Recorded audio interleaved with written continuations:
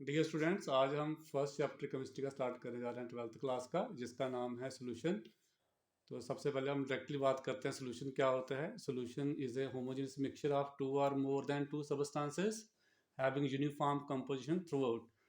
तो solution simple शब्दों में क्या होता है, दो या दो से ज़्यादा सबस्टांस जब हम आपस में मिक्स करते हैं, अगर वो मिक्सचर कैसा बनता है, यूनिफॉर्म होता है, यानी कि उसकी एक ही फेज बनती है, ऐसे मिक्सचर को हम क्या बोलते हैं, सोल्यूशन बोलते हैं।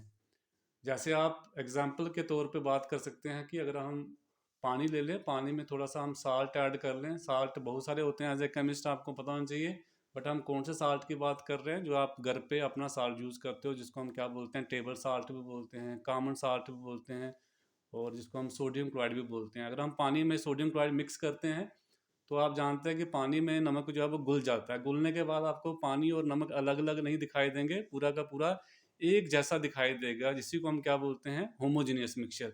तो कोई भी होमोजीनियस मिक्सचर हो, यानी कि दो या दो से ज़्यादा भी सबस्टांस आप आपस में मिक्स कर सकते हैं, अगर वो होमोजीनियस मिक्सचर बनता है, ऐसे मिक्सचर को हम क्या बोलते हैं, सोल्यूशन बोलते हैं। फिर कभी कभी पूछते हैं कंपोनेंट्स क्या होते हैं, तो जिन सबस्टांसेस को मिलाकर आप क्या फॉर्म कर रहे हो, सोल्यूशन फॉर्म कर रहे हो, जहाँ हम कह सकते हैं जिन सबस्टांसेस से सोल्यूशन बनता है, उन सबस्टांसेस को हम क्या बोलते हैं, कंपोनेंट। जैसे हमने पीछे एग्जाम्पल हमने बात की किसकी, पानी और नमक की। तो हमारा सोल्यूशन किससे बना, पानी और नमक से बना है। तो पानी और नमक क्या हुए, कंपोनेंट्स हुए। इसी तरह से आप पानी में क्या डाल सकते हो, शुगर भी डाल सकते हैं, तो शुगर और वाटर क्या हो जाएंगे, कंपोनेंट्स हो जाएंगे। तो कंपोनेंट्स में आपको पता है, एक कंपोनेंट हम एक्सेस में लेते हैं, एक हम स्मॉल क्वांटिटी में लेते हैं। जैसे हमने पानी में नमक डालना है, तो आपको पता है हम पानी ज़्यादा लेंगे और जो साल्ट है उसको हम कम अमाउंट में लेंगे, कम मात्रा में लेंगे। तो जिस कंपोनेंट को हम ज़्यादा अमाउंट में लेते हैं, एक्सेस में लेते हैं, उसको बोलते हैं सॉल्वेंट, और जिसको हम कम मात्रा में लेते हैं उसको क्या बोलते हैं, सल्यूट बोलते हैं। जैसे हम पीछे वाले एग्जाम्पल है, तो पानी हमारा क्या होगा, सॉल्वेंट होगा, और साल्ट क्या होगा, सल्यूट होगा। इसी तरह से शुगर इन वाटर की एग्जांपल है, तो वाटर क्या होगा, हमारा सॉल्वेंट होगा, शुगर क्या होगा, सल्यूट होगा। आप दो से ज़्यादा भी डाल सकते हैं, मैंने आपको बोला है। तो कितने सबस्टांसेस मिला के सोल्यूशन फॉर्म होता है, उसके बेसिस के ऊपर हमारे पास डिफरेंट टाइप के सोल्यूशन होते हैं। जैसे अगर हम दो ही सबस्टांस मिक्स कर रहे हैं तो उस सोल्यूशन को बोलते हैं बाइनरी सोल्यूशन। अगर हम तीन सबस्टांसेस मिला के कर रहे हैं तो उसको बोलते हैं टर्नरी सोल्यूशन। अगर चार कर रहे हैं तो क्वार्टनरी सोल्यूशन। अगर मोर देन फोर कंपोनेंट्स हैं, यानी मोर देन फोर सबस्टांसेस हैं, तो ऐसे सोल्यूशन को हम क्या बोलते हैं, पॉली सोल्यूशन बोलते हैं। A solute is a substance that dissolves and a solvent is a substance in which dissolution takes place। तो सिंपल शब्दों में कहे, सॉल्यूट क्या होता है, जिसको हम डिजॉल्व करते हैं, और सॉल्वेंट क्या होता है, जिसमें सॉल्यूट को डिजॉल्व किया जाता है। तो डिफरेंट एग्जांपल जहाँ पे लिखी हुई है, for example if a crystal of sugar is dropped in a beaker of water, it dissolves to form a solution. In this case sugar is solute and water is salt, जो हम already आपको समझा चुके हैं। Next है types of solutions. तो depending upon the physical state, अब अगर हमारे पास जो सिलेबस में है वो है बाइनरी सोल्यूशन, तो हम मेन जो है क्लासिफिकेशन करेंगे बाइनरी सोल्यूशन की। तो बाइनरी सोल्यूशन में दो ही कंपोनेंट होते हैं, जैसे सॉल्ट इन वाटर में दो ही चीज़ें हैं, सॉल्ट और वाटर है। शुगर इन वाटर दो ही चीज़ें हैं, अल्कोहल इन वाटर दो ही चीज़ें हैं। तो हमने बाइनरी सोल्यूशन की बात करनी है। अब बाइनरी सोल्यूशन में दो कंपोनेंट हैं, दोनों कंपोनेंट की फिजिकल स्टेट के बेसिस के ऊपर सोल्यूशन कितने टाइप का हो सकता है। तो दोनों ही जो हमारे पास सल्यूट और सॉल्वेंट हैं, दोनों ही सॉलिड हो सकते हैं, दोनों लिक्विड हो सकते हैं, दोनों ही गैस हो सकते हैं। एक सॉलिड दूसरा लिक्विड, या एक लिक्विड दूसरा सॉलिड। तो फिजिकल स्टेट ऑफ सल्यूट और सॉल्वेंट के बेसिस के ऊपर हमारे पास कितने टाइप के सोल्यूशन होंगे, ब्रॉडली बात करें तो तीन होंगे, सॉलिड सोल्यूशन, लिक्विड सोल्यूशन और गैसियस सोल्यूशन। सॉलिड सोल्यूशन वो होंगे जिसमें हमारा सॉल्वेंट जो है वो सॉलिड होगा, लिक्विड सोल्यूशन वो होंगे जिसमें हमारा सॉल्वेंट जो है लिक्विड होगा, और गैसियस सोल्यूशन कौन से होंगे, जिसमें हमारा सॉल्वेंट जो है वो गैस होगा। तो टोटल हमारे पास 9 कॉम्बिनेशन बन सकती हैं। सल्यूट हमारा गैस हो, सॉल्वेंट हमारा गैस हो, तो गैस इन गैस सोल्यूशन हो सकता है। फिर सॉल्वेंट हमारा गैस ही रहे तो सॉल्यूट हमारा लिक्विड भी हो सकता है, सॉलिड भी हो सकता है। तो तीन जहाँ पे कॉम्बिनेशन पॉसिबल हैं, gas in gas, liquid in gas, solid in gas. इसमें एग्जाम्पल आप देख सकते हैं, गैस इन गैस की एग्जाम्पल आप ले सकते हैं। कोई भी दो गैसेस आप मिक्स कर लीजिए, गैसेस हमेशा होमोजेनियस मिक्सचर ही फॉर्म करती हैं। जैसे O2 और N2 का मिक्सचर, आपने जहाँ पे एयर लिखा है, तो एयर समटाइम्स उसको हम होमोजेनियस मिक्सचर नहीं कह सकते, कभी कभी इसमें डस्ट पार्टिकल्स रहते हैं, स्मोक पार्टिकल्स रहते हैं। तो आप कोई भी दो गैसेस का मिक्सचर ले लीजिए, उसको आप क्या कह सकते हैं, सोल्यूशन कह सकते हैं। लिक्विड एंड गैस में आप water vapours in air, air में वाटर वेपर्स के एग्जांपल दे सकते हैं, मॉइस्चर के एग्जांपल दे सकते हैं। इसी तरह से सॉलिड इन गैस में आप डस्ट और स्मोक पार्टिकल्स की एग्जांपल दे सकते हैं। पर स्मोक और डस्ट पार्टिकल जो हैं ये सोल्यूशन नहीं है, बेसिकली आप इसको स्टडी करेंगे अंडर कोलाइडल सोल। तो अगर आपने सोल्यूशन की एग्जांपल लेनी है तो सॉलिड इन गैस में आप ले सकते हैं, जैसे हमारा आयोडीन वेपर्स होते हैं, आयोडीन सॉलिड होता है वो सीधा गैसेस स्टेट में चला जाता है, तो आयोडीन इन गैसेस स्टेट में जाएगा जब, तो वो क्या फॉर्म करेगा, सोल्यूशन फॉर्म करेगा। इसी तरह से आप नीचे है लिक्विड सोल्यूशन क्या होते हैं, जिसमें सॉल्वेंट हमारा लिक्विड होगा, इसमें भी तीन कॉम्बिनेशन पॉसिबल है, gas and liquid, liquid and liquid, solid and liquid. यानी कि गैस हमारा सल्यूट हो सकता है, लिक्विड हो सकता है, सॉलिड हो सकता है। जब सॉल्वेंट हमारा क्या होगा, लिक्विड होगा। तो इनमें एग्जांपल दिए हैं, जैसे कार्बन डाइऑक्साइड पानी में घोल दीजिए तो कार्बन डाइऑक्साइड गैस है, वाटर हमारा क्या, लिक्विड है। इसी तरह से liquid and liquid, alcohol and water ले लीजिए, अल्कोहल में बहुत सारे अल्कोहल ले सकते हैं आप, methanol in water, ethanol in water.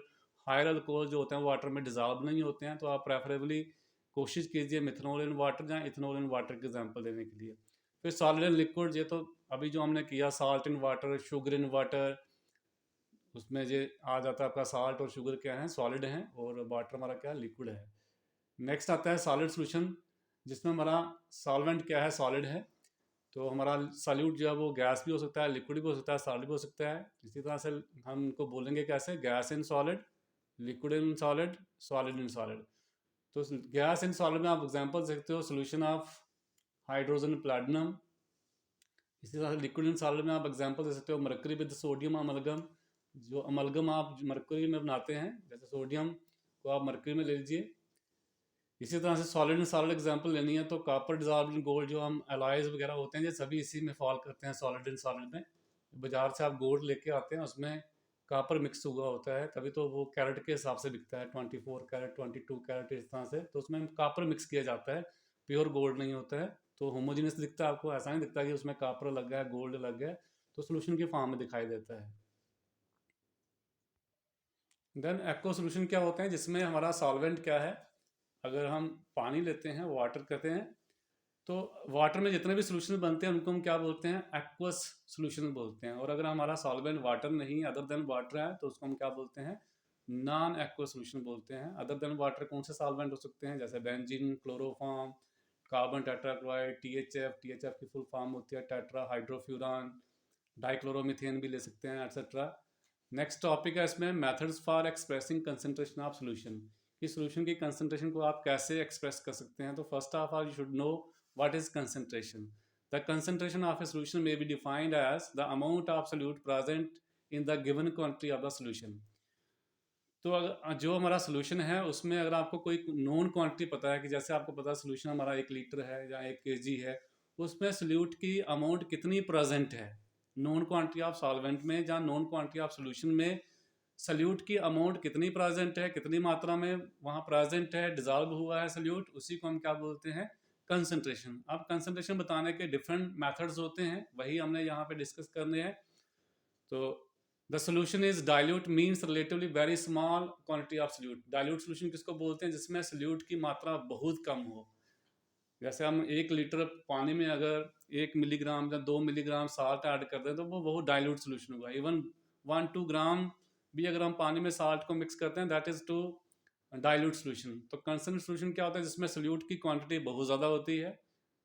जैसे आपने लैब में देखा होगा concentrated sulphuric acid, concentrated nitric acid, concentrated HCl, इन सब में कंसंट्रेटेड वर्ड क्यों लिखा होता है, क्योंकि इनमें जो सोल्यूट है उसकी मात्रा जो है एक्सेस में है, जो ज़्यादा अमाउंट में प्रेजेंट है, तो उनको हम क्या बोलते हैं, कंसंट्रेटेड सोल्यूशन बोलते हैं। तो सबसे पहले हम बात करेंगे कौन कौन से मेथड्स हैं जिनके द्वारा हम सोल्यूशन की कंसंट्रेशन बता सकते हैं। उसमें डिफरेंट मेथड्स आएंगे, मास परसेंटेज है, फिर इसमें मोल फ्रैक्शन है, मोलैरिटी है, मोलैलिटी है, नॉर्मेलिटी है, फिर इसमें आपको ppm आएगा, स्ट्रेंथ आएगा। मास परसेंटेज जो है सबसे पहले इसकी बात करेंगे। मास परसेंटेज क्या है, किसी भी सल्यूट की अब जब मास परसेंटेज निकालनी है तो आपने क्या करना है, सिंपल आपने देखना है कि सल्यूट कितना है, कितने ग्राम है, या सल्यूट के कितने पार्ट्स प्रेजेंट हैं 100 पार्ट्स ऑफ सोल्यूशन में। अगर आपके पास सोल्यूशन को हम डिवाइड कर ले 100 इक्वल पार्ट्स में, उसमें कितने पार्ट्स होंगे सल्यूट के, उसको हम क्या कहते हैं, मास परसेंटेज। या सीधा हम कहें कि अगर हमारे पास 100 ग्राम सोल्यूशन है, उसमें बताइए कितने ग्राम सल्यूट है। तो जितने ग्राम सल्यूट प्रेजेंट होगा वो सोल्यूशन की क्या होगी, मास परसेंटेज होगी। मान लीजिए आपने 90 ग्राम सॉल्वेंट लिया है वाटर, और उसमें 10 ग्राम आपने डाल दिया है साल्ट, टोटल सोल्यूशन हो गया 100 ग्राम। तो 100 ग्राम में आपको पता है कितने ग्राम साल्ट डाला आपने, 10। इट मीन्स आपका जो सोल्यूशन की मास परसेंटेज है वो कितनी है, 10% है। मास परसेंटेज के बजाय आप सीधा परसेंटेज वर्ड भी यूज़ कर सकते हैं। तो परसेंटेज में डिफरेंट डिफरेंट टाइप की परसेंटेज आ जाती है। Mass percentage, mass by volume percentage आ जाती है, वॉल्यूम बाय वॉल्यूम परसेंटेज आ जाती है। इसमें तीनों में फ़र्क क्या है, जो पहला हमने किया है उसमें हमने दोनों का मास ही लिया है, सोल्यूशन का भी मास लिया है और सल्यूट का भी मास लिया है। मास बाय वॉल्यूम परसेंटेज क्या होगी, अगर हमारा सोल्यूशन 100 ग्राम के बजाय हम कहें 100 मिलीलीटर है, उस समय उसमें कितने ग्राम प्रेजेंट हैं सल्यूट के, तो उसको हम क्या बोलते हैं, मास बाय वॉल्यूम परसेंटेज। तो कैसे लेंगे हम मास बाय वॉल्यूम परसेंटेज, हम देखेंगे मास of salute in the solution divided by total mass of the solution. ये आपका आ जाएगा मास परसेंटेज इंटू, आपने 100 करना है परसेंटेज के लिए। अगर आप मास बाय वॉल्यूम निकालना चाहते हैं तो आपने क्या करना है, mass of the salute in the solution divided by volume of the solution into 100 करना है। इसी तरह से वॉल्यूम बाय वॉल्यूम परसेंटेज निकालनी है, तो उसमें आपने क्या करना है, volume of the solute divided by volume of the solution into 100। तो ये आपकी निकल जाएंगी तीनों ही percentage, mass percentage, volume percentage या मास बाय वॉल्यूम परसेंटेज। ये था रजनी का वीडियो का बार बार बार बार।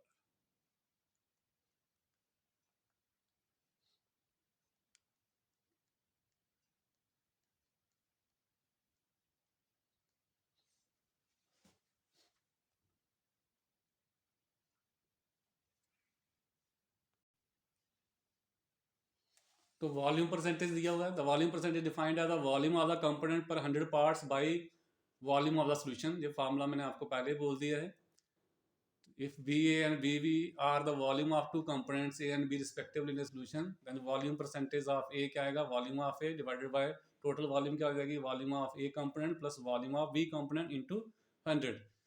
इसमें आप कोई भी एग्जांपल दे सकते हैं, जैसे हमने 10 मिलीलीटर अगर आपने मिथनॉल का ले लिया या इथनॉल का ले लिया या ईथर का, किसी का भी आप कोई लिक्विड ले लीजिए, 10 मिलीलीटर आप इथनॉल का ले लीजिए या मिथनॉल का ले लीजिए, और 90 मिलीलीटर आप उसमें पानी ऐड कर दीजिए, टोटल कितना हो जाएगा 100 मिलीलीटर। यहाँ सोल्यूशन की वॉल्यूम आप नोट कर लीजिए, टोटल कितनी होनी चाहिए 100 मिलीलीटर, और 10 मिलीलीटर उसमें आपने क्या डाला हुआ है, सल्यूट। तो ये हमारा 10% सोल्यूशन बनेगा बाय वॉल्यूम। इस तरह से नेक्स्ट हमारा है मास बाय वॉल्यूम परसेंटेज, वो आपको ऑलरेडी मैंने समझा दिया है। देन पार्ट्स पर मिलियन क्या होता है, अगर हमारा जो सॉल्वेंट है वो 1 मिलियन पार्ट्स में है, मतलब 10⁶ को 1 मिलियन बोलते हैं, उसमें कितने पार्ट्स प्रेजेंट है किसके, सल्यूट के, उसको हम क्या बोलते हैं, पीपीएम। जैसे आपने 100 पार्ट्स के पीछे देखा सल्यूट के कितने पार्ट्स प्रेजेंट हैं, उसको बोलते हैं परसेंटेज। अगर मिलियन पार्ट्स में प्रेजेंट देखनी हो आपने किसकी, सल्यूट की, तो उसको हम क्या बोलते हैं, पार्ट्स पर मिलियन। जैसे मान लीजिए आपने 1 मिलीग्राम ले लिया सल्यूट, और आपने 10⁶ मिलीग्राम ले लिया सॉल्वेंट, तो आपका जो सोल्यूशन क्या बनेगा, पीपीएम में बनेगा 1 पीपीएम। तो फार्मूला क्या है पीपीएम का निकालने का, number of parts of component, यानी जहाँ पे आप सल्यूट लिखेंगे divided by total number of parts of all the components of solution, जहाँ पे सोल्यूशन के टोटल पार्ट्स लिखेंगे कितने हैं, इंटू 10⁶। तो पीपीएम की एग्जांपल दी है, suppose A litre of public supply water contains about 3 × 10⁻³ grams of chlorine. मान लीजिए 1 लीटर पब्लिक वाटर सप्लाई जो है उसमें कितना क्लोरीन प्रेजेंट है, 3 × 10⁻³ ग्राम। तो मास परसेंटेज कैसे निकलेगी आपको पता है, अभी ऊपर जो फार्मूला बताया मैंने।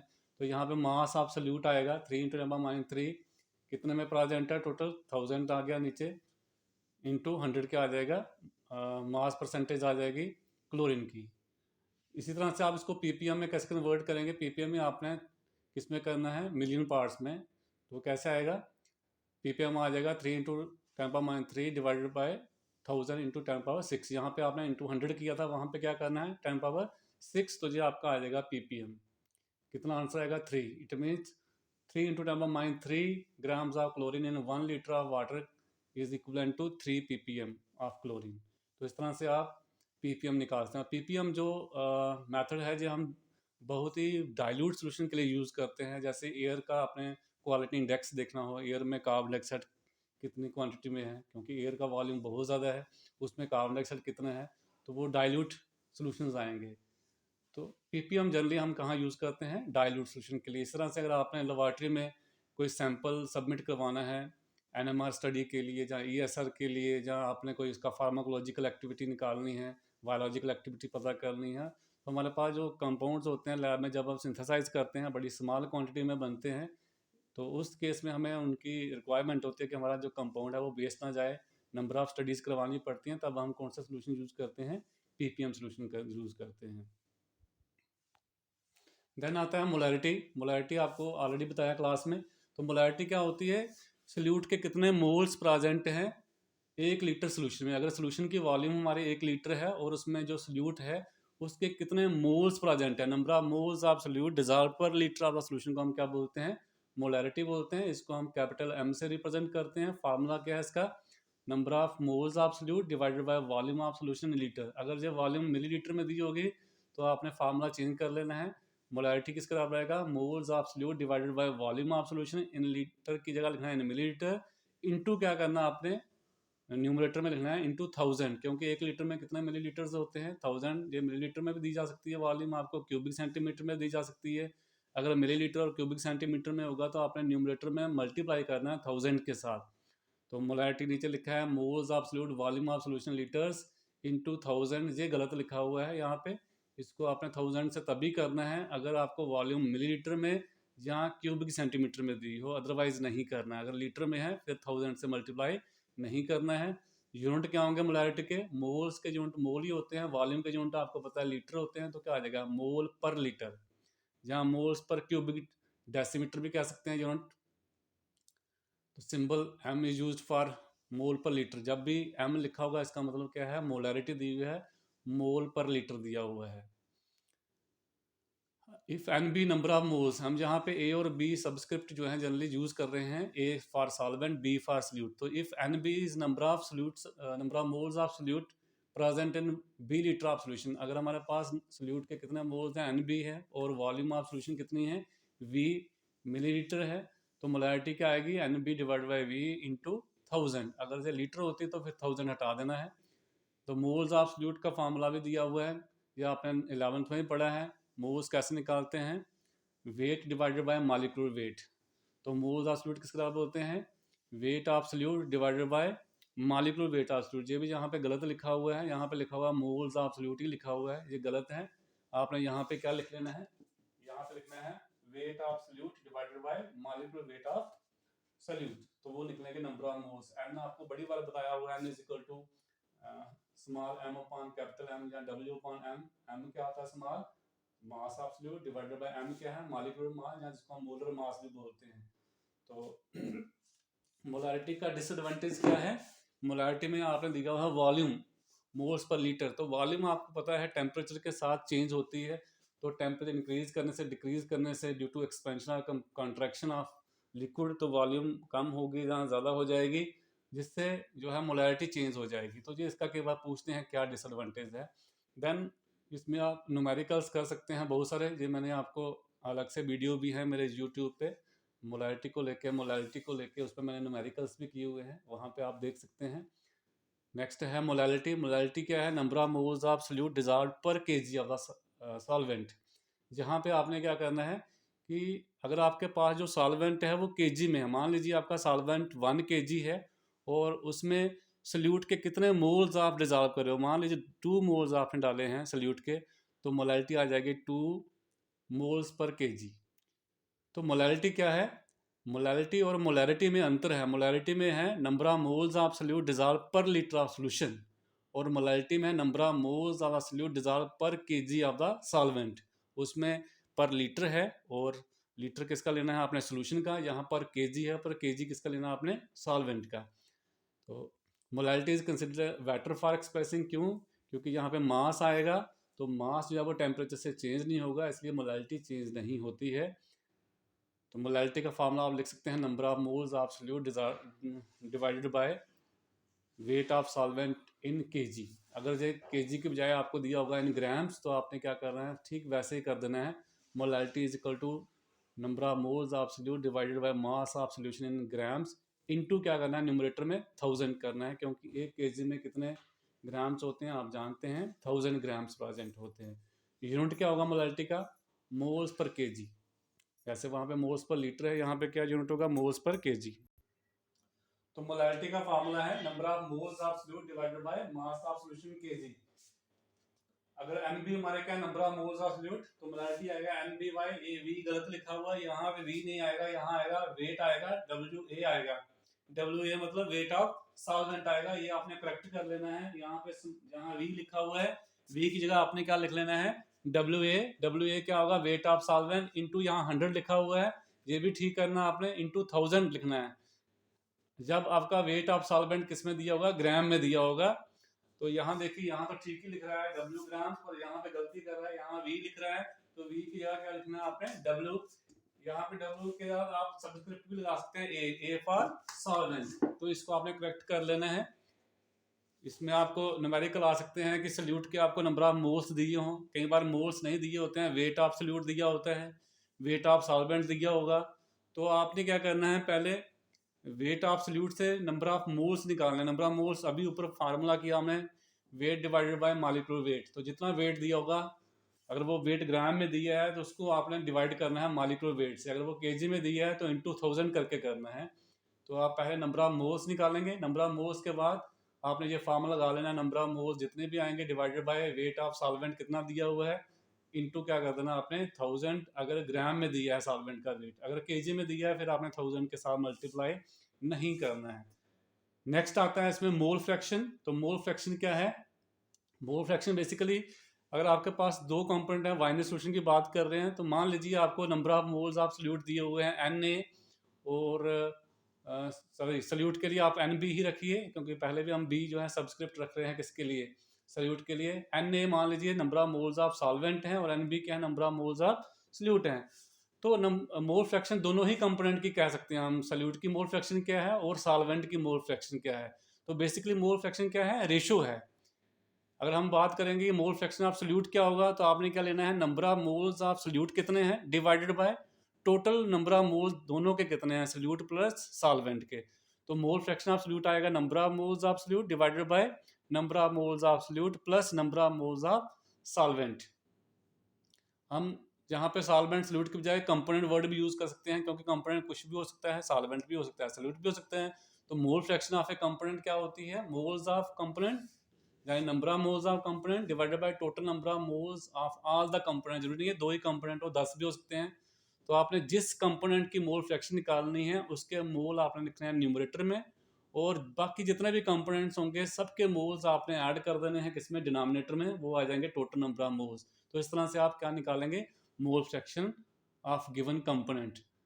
तो ए सॉल्यूशन कंटेन्स, मान लीजिए ए solution contains Na moles of solute, जहाँ पे Na मोल्स सॉल्यूट के लिए कर दिया है, पर मैंने आपको कहा आप सॉल्वेंट के लिए करिए और N भी रखिए सॉल्यूट के लिए। तो मोल फ्रैक्शन ऑफ ए क्या आएगा, काई ये बोलते हैं इसको, XA करके भी लिख सकते हैं। तो ये आएगा number of moles of A divided by number of moles of A plus number of moles of B. इसी तरह से मोल फ्रैक्शन ऑफ बी क्या आएगा, N B upon N A plus N B. जिस कंपोनेंट की आपने mole fraction निकालनी है उसको ऊपर लिखना है, और बाकी वाले कंपोनेंट की मोल फ्रैक्शन को आपने नीचे ऐड कर देना है। इस तरह से आप क्या निकाल सकते हैं, मोल फ्रैक्शन। तो याद रखिए कि जितने भी कंपोनेंट्स होते हैं सोल्यूशन में, सभी कंपोनेंट्स की अगर आप मोल फ्रैक्शन को ऐड करते हैं, उनका सम लेते हैं, हमेशा कितना आएगा आंसर, 1 आएगा। तो sum of mole fractions of all the components in a solution is always equal to unity, ये याद रखना, इक्वल टू 1 कह सकते हैं। तो अगर आपके पास बाइनरी सॉल्यूशन है, तो बाइनरी सॉल्यूशन में क्या होगा,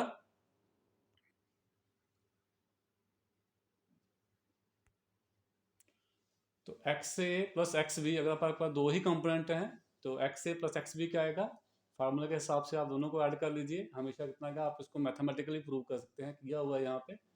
या हाँ, आपका LCM आ जाएगा Na प्लस NB, तो ऊपर भी क्या आएगा Na प्लस NB, तो क्या आ जाएगा 1। तो जरूरी नहीं है दो ही कंपोनेंट हो, 10 20 जितने भी कंपोनेंट हो सबका मोल फ्रैक्शन ऐड करोगे तो क्या आएगा, हमेशा 1 आएगा। अगर आपको ये फार्मूला पता है तो एग्जाम में आपको बड़ी हेल्प मिलती है। कई बार क्या होता है, आपको कंफ्यूज करने के लिए ऐसे दो कंपोनेंट का बोला होता है उन्होंने कि एक कंपोनेंट की मोल फ्रैक्शन इतनी है, दूसरे की पता कीजिए, तो आप कंफ्यूज हो जाते हैं। आपने कुछ नहीं करना है, वन में से दूसरे की मोल फ्रैक्शन क्या कर देनी है, जिसकी दी होगी वो माइनस कर लेनी है, आंसर है। क्योंकि आपको पता अगर दो ही कंपोनेंट हैं, x A plus x B कितना होगा 1। मान लीजिए आपको एक्स ए दिया हुआ है 0.3, तो एक्स बी कितना होगा 1, उसको एक्स ए को उधर ले जाइए तो क्या आएगा 1 माइनस 0.3 कितना आ जाएगा 0.7। तो इस तरह से आप किसी भी कंपोनेंट की मोल फ्रैक्शन बता सकते हैं अगर आपको एक कंपोनेंट की दी हो फाइनल सोल्यूशन में, दूसरे की आप यूजिंग दीज फार्मूलाज आप क्या कर सकते हैं, कैलकुलेट कर सकते हैं। नेक्स्ट आता है नॉर्मेलिटी। नॉर्मेलिटी और मोलैरिटी एक दूसरे से मिलते जुलते हैं, सिर्फ थोड़ा सा फर्क है। मोलैरिटी में हम लेते हैं number of moles of solute dissolve per litre of the solution, और नॉर्मेलिटी में हम लेते हैं number of moles of solute dissolve per gram equivalent of the number of moles of the solute की जगह हमने क्या लिखना है, number of gram equivalents of the solute dissolve per litre of the solution.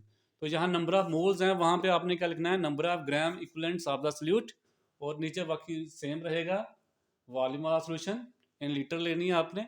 Same वैसे ही अगर volume आपको millilitre में दी है, देन आपने मल्टीप्लाई करना है किसके साथ, 1000 के साथ, जैसे आपको मोलैरिटी में बताया है। तो what is normality? Normality is defined as number of gram equivalents of the solute dissolved per litre of the solution. तो ये फार्मूला है, n इज इक्वल टू दिया हुआ है, तो कैपिटल N से लिखते हैं हम normality. Normality is equal to number of gram equivalents of solute divided by volume of the solution litres. फिर ग्राम इक्विवेलेंट्स कैसे निकालते हैं, जैसे मोल्स निकालने का फार्मूला होता है weight divided by molecular weight, वैसे ही नंबर ऑफ ग्राम इक्विवेलेंट निकालने का फार्मूला है वेट डिवाइडेड बाय, यहाँ आपने मॉलिक्यूलर वेट लिखा था वहाँ क्या लिखना है, इक्विवेलेंट वेट, इनटू आ जाएगा आपका वही 1000। अगर वॉल्यूम आपकी मिलीलीटर में दी है तब आपने मल्टीप्लाई करना है 1000 से। तो इक्विवेलेंट वेट किसके बराबर होता है, ये आपको पता होना चाहिए, molar weight molecular mass divided by n। तो जी हमने 11th में भी किया है फार्मूला, मॉलिक्यूलर मास जो होता है कैसे निकालते हैं। अब n के अलग अलग यहाँ पे तरीके हैं निकालने के, वो हमने एसिड के लिए, बेस के लिए, फिर किसी आयन के लिए अलग अलग आपको बताया हुआ है क्लास में ही, वहाँ से आप कर सकते हैं। फिर भी अगर आपको नहीं आएगा तो मैं इक्विवेलेंट वेट का मेरा एक अलग से वीडियो है यूट्यूब पे, उसको आप देख सकते हैं डाउट क्लियर करने के लिए। तो यूनिट्स ऑफ नॉर्मेलिटी क्या आएगा, ऊपर है नंबर ऑफ ग्राम इक्विवेलेंट्स, नीचे है वॉल्यूम, वॉल्यूम का यूनिट लीटर में होता है, तो क्या आएगा ग्राम इक्विवेलेंट्स पर लीटर आ जाएगा।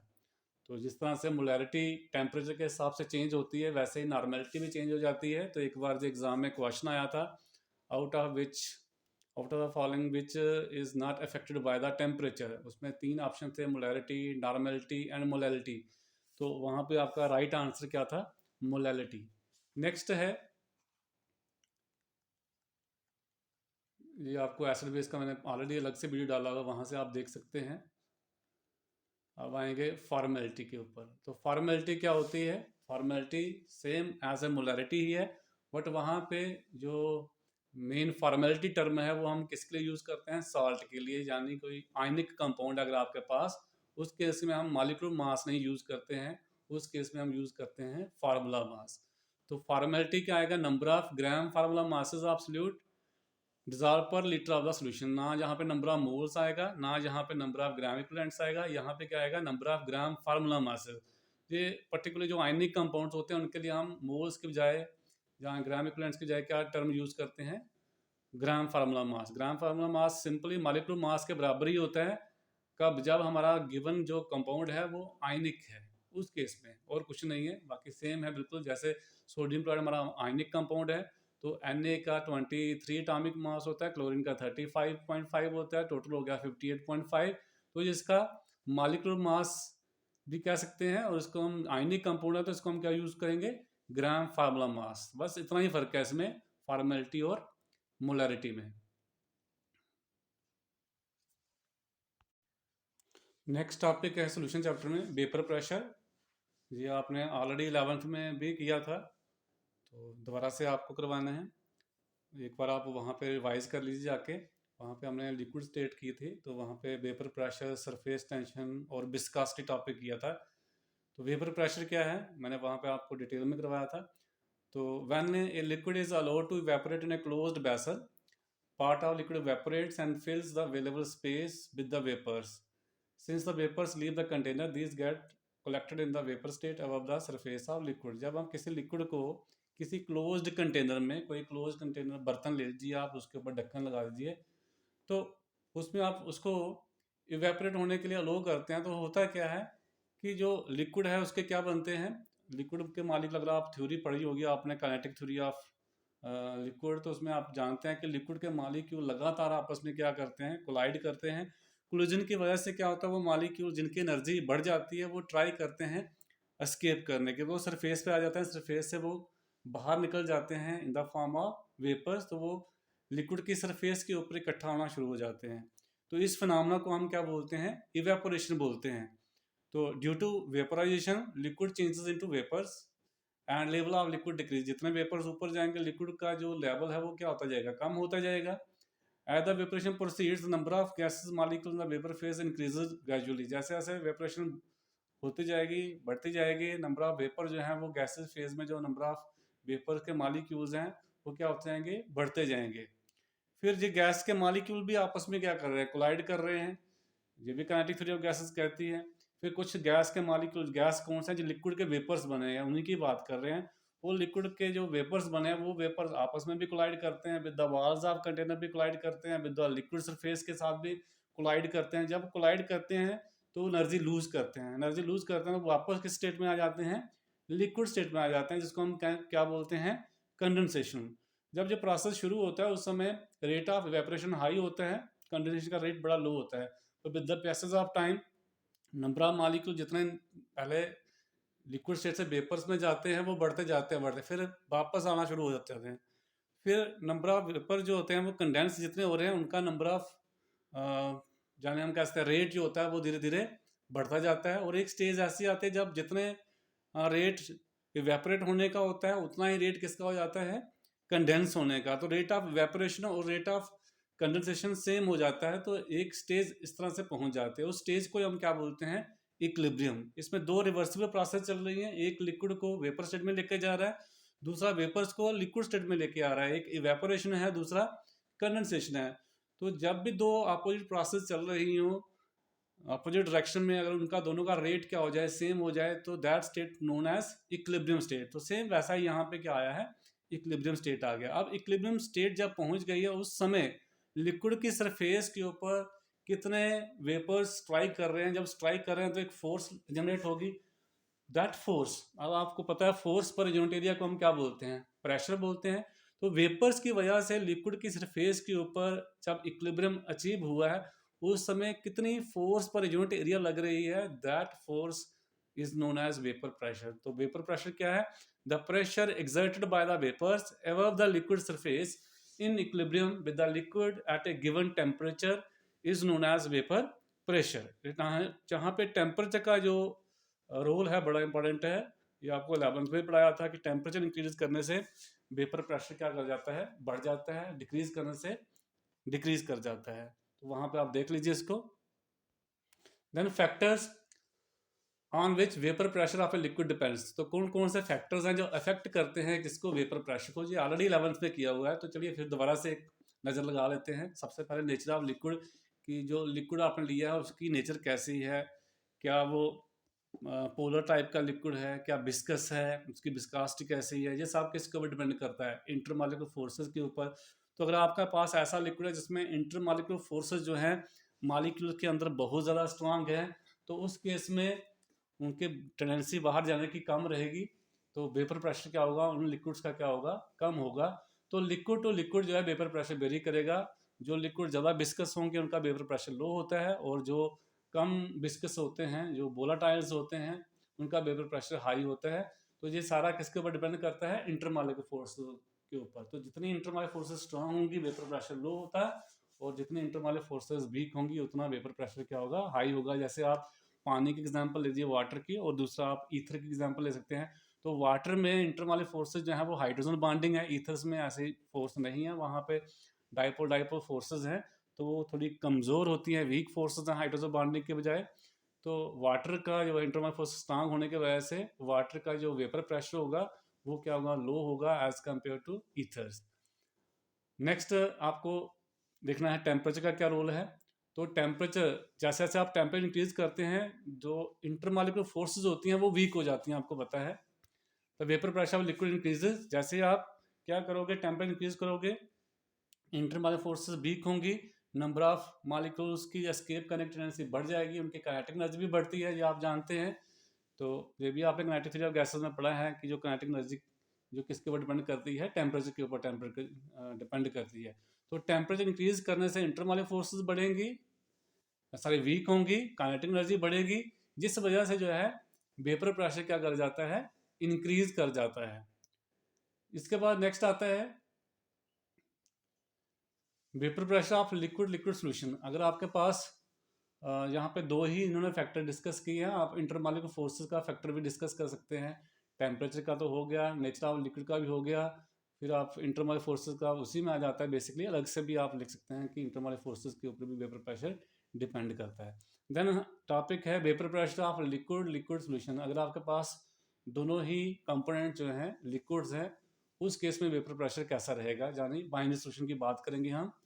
हमारे सिलेबस में ही बाइनरी सोल्यूशंस हैं, तो डिफरेंट बाइनरी सोल्यूशन का वेपर प्रेशर क्या होगा।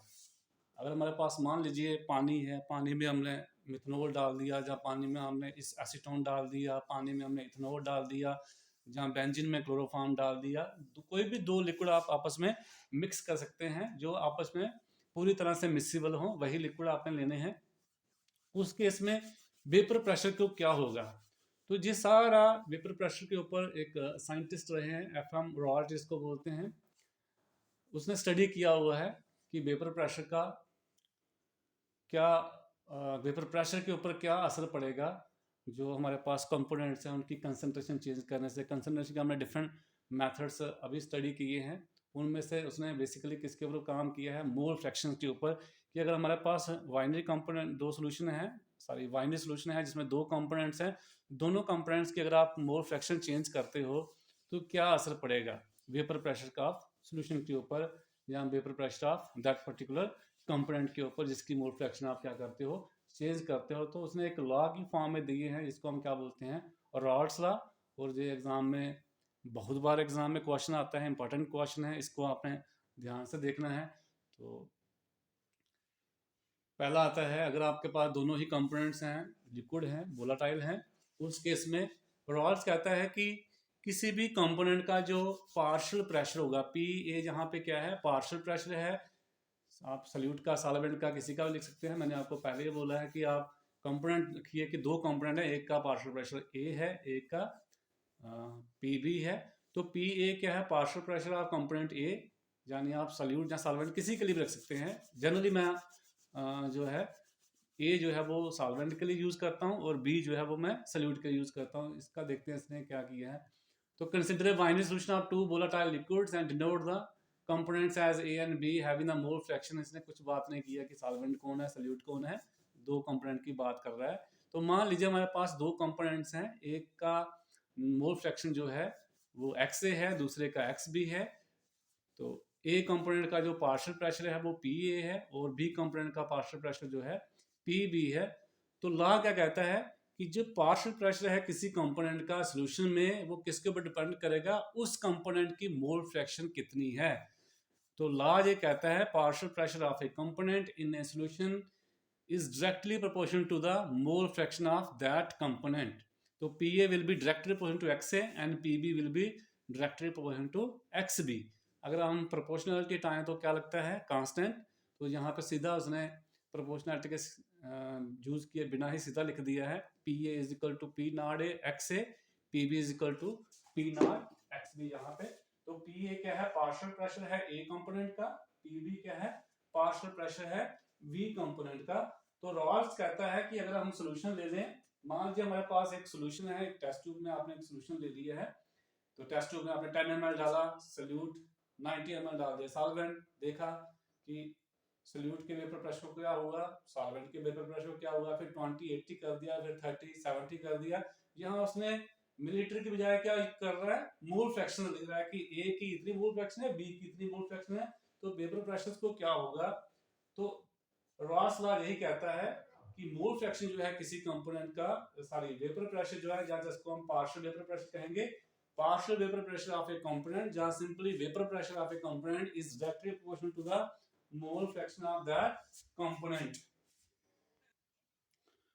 तो आपको याद होगा हमने एक 11th में ही पढ़ा था Dalton's law of partial pressures. उसमें आपको पता है कि जो टोटल प्रेशर गैसेस मिक्सचर किस तरह होता है, उनके पार्शियल प्रेशर का सम लेते हैं हम लोग। अगर हमारे पास एक कंटेनर है जिसमें हमने एक गैस डाली है ए, दूसरी बी, तीसरी सी, अगर एक गैस का पार्शियल प्रेशर पी ए है, दूसरी का पी बी है, तीसरी का पी सी है, तो टोटल प्रेशर कितना आ जाएगा, P A plus P B plus P C. वही हमें यहाँ पे यूज़ करना है रॉल्स लॉ को यूज़ करते हुए कि टोटल प्रेशर जो है वो कितना आएगा, that will be P A plus P B. यहाँ पे दो ही कंपोनेंट हैं तो गैसेस स्टेट में उनका partial pressure P A P B है, टोटल प्रेशर कितना हो जाएगा, P A plus P B.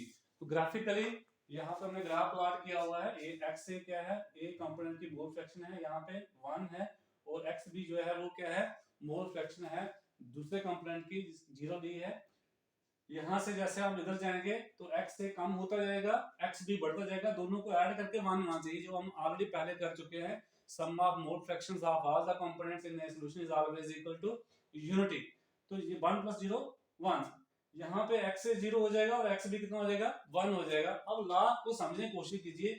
Law क्या कहता है कि partial pressure of A component is directly proportional to its mole fraction. जहां पे एक्स भी 0 है तो यहाँ पे इसका पार्शियल प्रेशर 0 होगा, क्योंकि हमने सोल्यूट डाला ही नहीं है। एक्स भी 0 कहने का मतलब है उस समय सोल्यूट हमने ऐड नहीं किया है, तो यहाँ पे उसका प्रेशर 0 ही होगा। हमने ये नहीं है कि सबस्टेंस का प्रेशर 0 है, पर हमने ऐड नहीं किया उस समय, सोल्यूशन में उसका प्रेशर तो होगा नहीं। तो आप यहाँ से भी स्टार्ट कर सकते हैं, इन्होंने यहाँ से स्टार्ट किया है।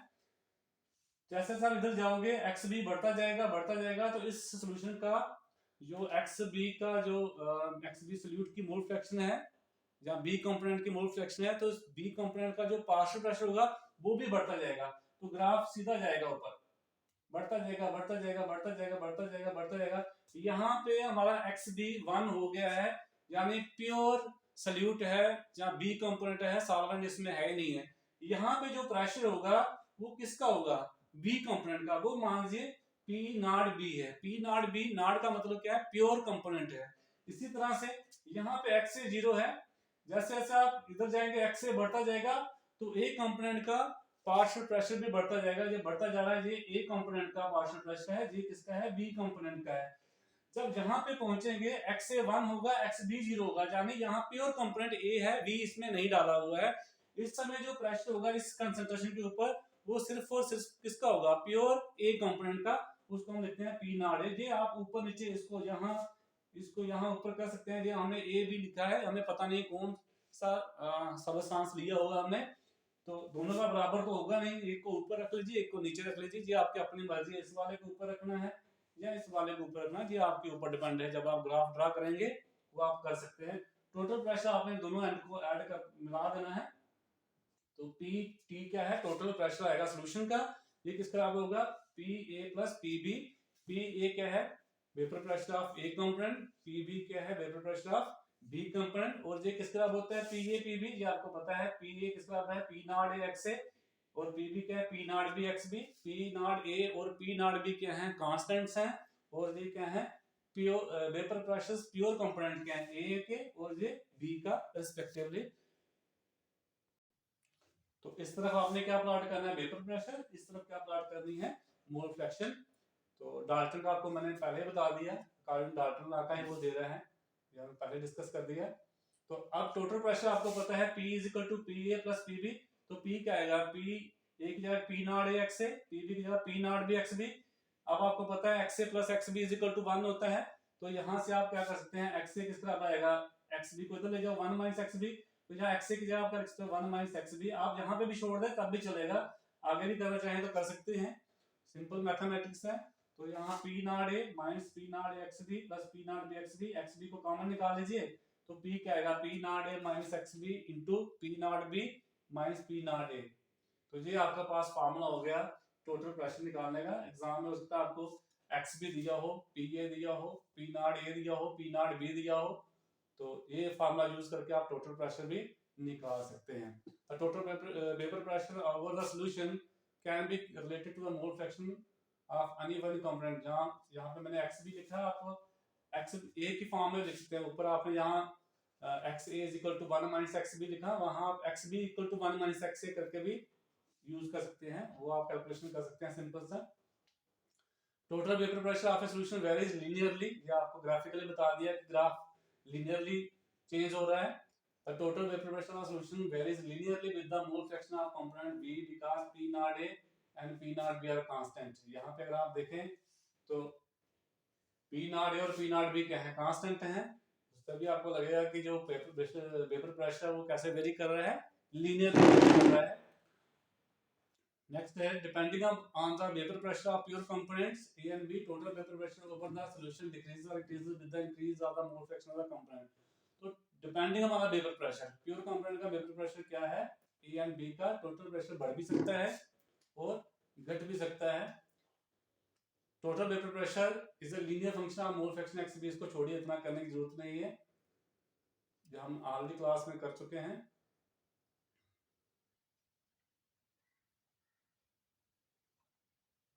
नेक्स्ट है vapour pressure of A solution of solid and liquid.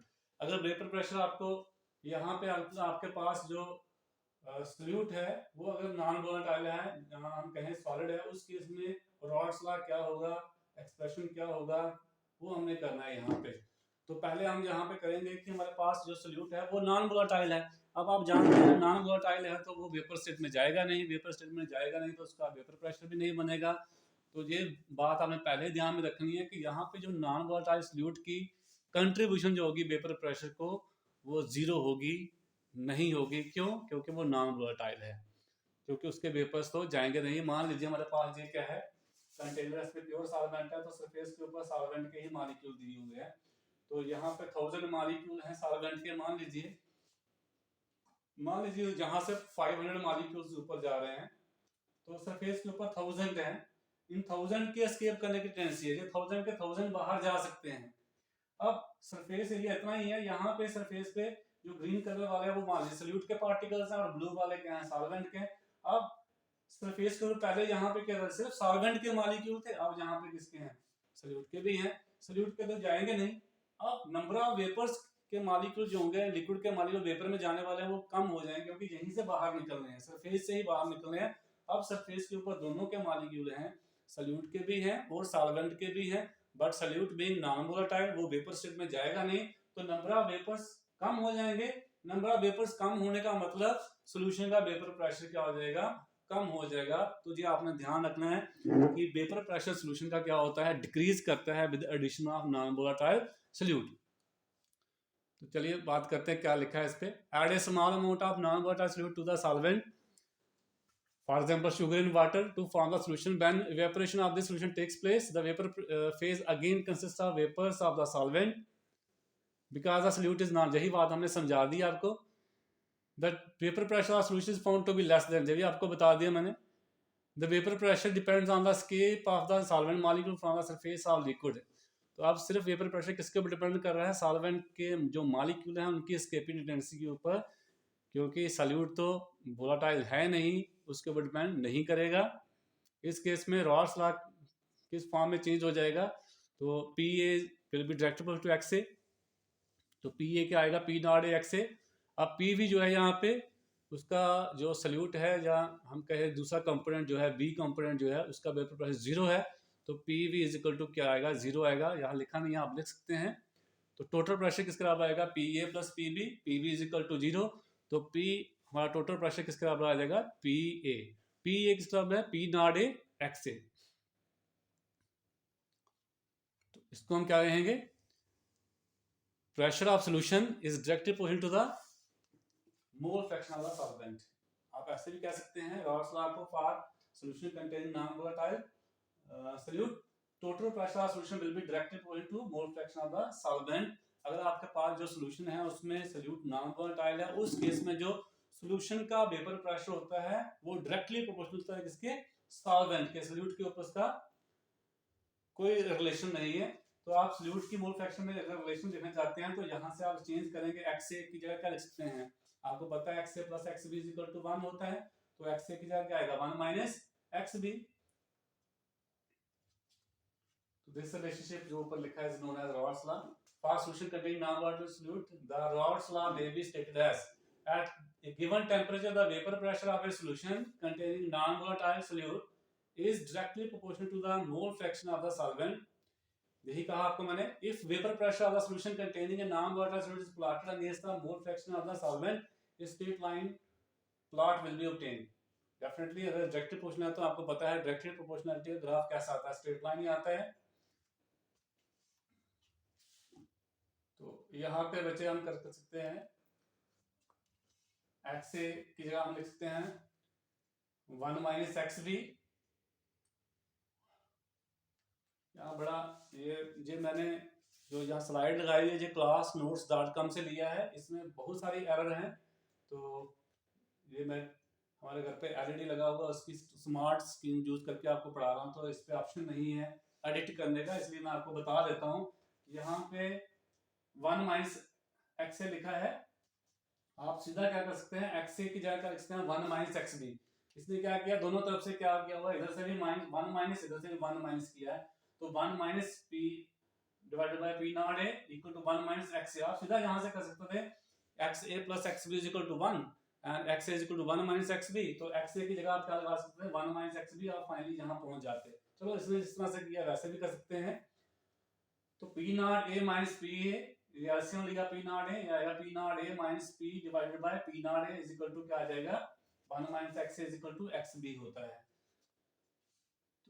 ये आ गया आपके पास बच्चे प्योर सॉल्वेंट का वेपर प्रेशर, और ये है सॉल्यूशन का। तो नॉन वोलेटाइल सॉल्यूट डालने से जो वेपर प्रेशर है वो क्या हो जाएगा, कम हो रहा है। सॉल्वेंट का वेपर प्रेशर हाई होगा, जैसे ही आपने सॉल्यूट डाला वेपर प्रेशर क्या हो जाएगा, कम हो जाएगा। कितना कम हो जाएगा, प्योर का माइनस सॉल्यूशन का, इतना कम हो जाएगा। मान लीजिए सॉल्वेंट का वेपर प्रेशर था 700 mm और सॉल्यूशन का है 600 mm ऑफ मर्करी, तो कितना हो गया 100। तो कैसे करेंगे, 700 माइनस 600, वही किया यहाँ पे। इसको बोलते हैं P not A minus P को बोलते हैं lowering in vapour pressure. Vapour pressure कितना लो हो रहा है, अब 700 के पीछे हो रहा है 600, 1 के पीछे कितना होगा 600 डिवाइडेड बाय 700, तो that is a relative lowering. तो P not A minus P divided by P not A, इसको क्या बोलते हैं रिलेटिव लोअरिंग। अगर एक चेंज होगा उस समय कितना लो होगा vapour pressure, P not A minus P divided by P not A, इसको बोलते हैं रिलेटिव लोअरिंग वेपर प्रेशर। और किस तरह आएगा एक्स बी के बराबर। तो रॉल्स लॉ को आप दूसरी फॉर्म में भी स्टेट कर सकते हैं। रॉल्स लॉ कहता है relative lowering vapour pressure is equal to the mole fraction of non volatile solute. तो यहाँ पे आपको न्यूमेरिकल भी आ सकता है एग्जाम में, कि आपको दिया हो पी नॉट ए दिया हो, पी दिया हो, और बताइए मोल फ्रैक्शन कितनी है सॉल्यूट की। तो आप कंफ्यूज हो जाएंगे, वेपर प्रेशर दिया है मोल फ्रैक्शन कैसे निकालनी है। सिंपल फार्मूला लगाना, आपने पी नॉट ए और पी दिया हुआ है, प्योर सॉल्वेंट का प्रेशर दिया हो, सॉल्यूशन का प्रेशर दिया हो, तो आप क्या कर सकते हैं मोल फ्रैक्शन निकाल सकते हैं किसकी, सॉल्यूट की। अगर सॉल्यूट का आपको वेट दिया हुआ है तो आप यहां से मॉलिक्यूलर वेट भी फाइंड कर सकते हैं उसका जाके। तो इसको हम बोलते हैं Raoult's law for non volatile solute. Next है Raoult's law as a special case of Henry's law. पहले हम हेनरीज लॉ करेंगे, फिर इस पे आएंगे।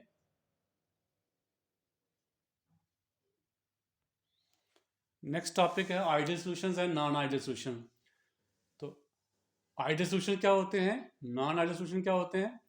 आइडियल सॉल्यूशन वो सॉल्यूशन होता है जिसमें हर कंपोनेंट जो है रॉल्स लॉ को ओबे करता है। यानी अगर ए कंपोनेंट है, बी कंपोनेंट है, तो P A will be directly proportional to x A होना चाहिए, P B should be directly proportional to x B होना चाहिए। जिसमें एंथैल्पी ऑफ मिक्सिंग क्या होना चाहिए, 0 होना चाहिए, और वॉल्यूम ऑफ मिक्सिंग क्या होना चाहिए, 0 होना चाहिए। इसको पहले समझ लीजिए ये कि मैं क्या कह रहा हूँ। मान लीजिए आपने दो कंपोनेंट आपस में मिक्स किया और क्या फॉर्म हो गया, सोल्यूशन फॉर्म हो गया। अब ये सोल्यूशन आइडियल होगा या नहीं होगा। पहली बात आपने देखनी है कि क्या दोनों ही कंपोनेंट्स रॉल्स लॉ को ओबे कर रहे हैं, यानी दोनों कंपोनेंट्स का वेपर प्रेशर उनके मोल फ्रैक्शन के डायरेक्टली प्रोपोर्शनल है या नहीं। अगर तो है तो एक कंडीशन फुलफिल हो जाती है। दूसरा आपने देखना है, मान लीजिए हमारे पास एक कंपोनेंट हमने 10 ml लिया, दूसरा हमने लिया 90 ml, तो टोटल वॉल्यूम कितना होना चाहिए मिक्स होने के बाद 100 होनी चाहिए। अगर आप 10 ml लेते हैं एक कंपोनेंट, 90 लेते हैं दूसरा कंपोनेंट, दोनों को मिक्स करते हैं और वॉल्यूम बन जाती है 100, तो वॉल्यूम में कोई चेंज नहीं आई है मिक्स करने के बाद, उस समय हम कहेंगे final volume minus initial volume पहले कितनी थी बाद में कितनी, दोनों केस में 100 ही आ जाएगी। तो अगर वॉल्यूम चेंज नहीं हो रही है तो उसको हम बोलेंगे volume of mixing is equal to 0। पर कभी कभी ऐसा नहीं होता है, आपने 5 ml 10 ml लिया एक कंपोनेंट, 90 लिया दूसरा, होना चाहिए था वो 100 ml, पर कई बार होता है वो 105 ml हो जाता है, जहाँ 95 हो जाता है। वॉल्यूम कम भी हो सकती है, वॉल्यूम बढ़ भी सकती है, डिपेंड करता है कंपोनेंट कौन से आप मिक्स कर रहे हैं। अगर ऐसा नहीं होता है, वॉल्यूम चेंज हो जाती है, उस केस में हम कहेंगे वॉल्यूम ऑफ मिक्सिंग 0 नहीं है, वॉल्यूम में चेंज आ रही है, वॉल्यूम जहाँ तो बढ़ रही है जहाँ वॉल्यूम घट रही है। तो ऐसे सोल्यूशन को हम आइडियल सोल्यूशन नहीं कहेंगे अगर वॉल्यूम चेंज हो जाए मिक्स करने के बाद। तीसरा है एंथैल्पी ऑफ मिक्सिंग। तो जब आप दोनों कंपोनेंट को मिक्स करते हो, अगर उसमें हीट ना तो इवाल्व होती है ना ही हीट एब्जॉर्ब होती है। बेसिकली हीट इवाल्व और अब्जॉर्ब होने का कंसेप्ट कहाँ से है, जब दो चीज़ें आप मिक्स करेंगे उनके बीच में फोर्स ऑफ अट्रैक्शन आएगी तो मिक्स होंगे। जब फोर्स ऑफ अट्रैक्शन आती है तो एनर्जी रिलीज होती है, जब हम को कोई चीज़ तोड़नी होती है तो एनर्जी देनी पड़ती है। अब सॉल्वेंट और सल्यूट आपने मिक्स किया तो सॉल्वेंट मालिक्यूल के बीच में फोर्स ऑफ अट्रैक्शन है आपस में, सल्यूट के बीच में आपस में इंटरमॉलिक्यूल फोर्सेस हैं। तो जब उनको मिक्स होना है, सॉल्वेंट को आपस में फोर्स जो है वो ओवरकम करनी पड़ेगी, तोड़नी पड़ेगी, सल्यूट को तोड़नी पड़ेगी, फिर सॉल्वेंट और सल्यूट के बीच में फोर्स बनेगी, तब जाके वो मिक्स होंगे। अब अगर जो सॉल्वेंट के बीच में फोर्स है, सल्यूट के बीच में फोर्स है, इनको बोलते हैं लाइक फोर्सेस। और सॉल्वेंट और सल्यूट के बीच में जो फोर्स बनने जा रही है, इंटरमॉलिक्यूल फोर्स जो होने जा रही है, उसको बोलते हैं अनलाइक फोर्सेस। डिफरेंट के बीच में जो फोर्स एग्जिस्ट करेगी, अनलाइक फोर्सेस। अब अगर जो सॉल्वेंट के बीच में फोर्स है और सल्यूट के बीच में जो फोर्स है, अगर वो सेम है जो सॉल्वेंट और सल्यूट के बीच में फोर्स बनने जा रही है, उस केस में जितनी एनर्जी लगेगी ब्रेक करने के लिए फोर्स, उतनी ही एनर्जी रिलीज हो जाएगी उनके बीच में फोर्स बढ़ने के लिए। तो नेट एनर्जी आपको ना तो मिलेगी ना आपको सप्लाई करनी पड़ेगी सोल्यूशन फॉर्म करने के लिए। अगर ऐसा होता है तो एंथैल्पी ऑफ मिक्सिंग क्या होगा, 0 होगा।